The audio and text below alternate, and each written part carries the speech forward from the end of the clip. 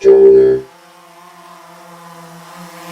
Yo, what's up, Jonas? B here, and I want to talk to you guys about DJI dropping some kind of new, or whatever it is, drone stuff.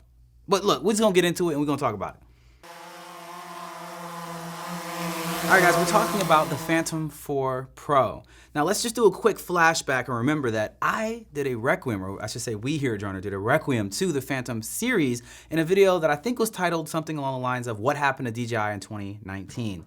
Because there was DJI took a lot of L's. A lot of people took a lot of L's in 2019. And DJI, they discontinued it. Around March, they discontinued the Phantom, which we thought was the end of the Phantom series in general. But lo and behold, here we are, early 2020, second week, and they are releasing the Phantom 4 Pro again. Now, the question is, why? Well, the first thing is it was really interesting to me is I was at CES, which we have another video about that I talked about all the drones and everything that was happening, and also how underwhelmed I was at DJI because the only thing they announced at CES was that they're re-releasing the Phantom 4 Pro. Now, that doesn't seem that exciting, but if you don't know the Phantom 4 Pro, that drone pretty much revolutionized what it is to be a prosumer when it comes to drone cinematography and photography. It is an incredibly easy, incredibly simple, incredibly reliable drone to use that still could easily be argued as one of the best or the best 4K camera drone there is out there, just for what it offers, all the different services that work with it, something like drone deploy, you can be doing mapping.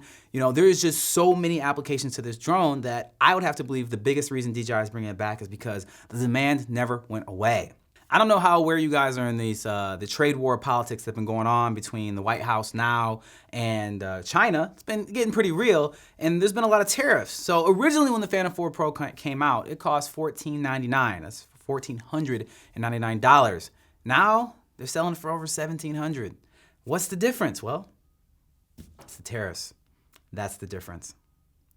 And if you don't know what a tariff is, that's pretty much our government putting a tax onto anything coming from their government. So because of that, the cost always gets passed on to the consumer because that's just how things work sometimes, unfortunately, or all the time, pretty much.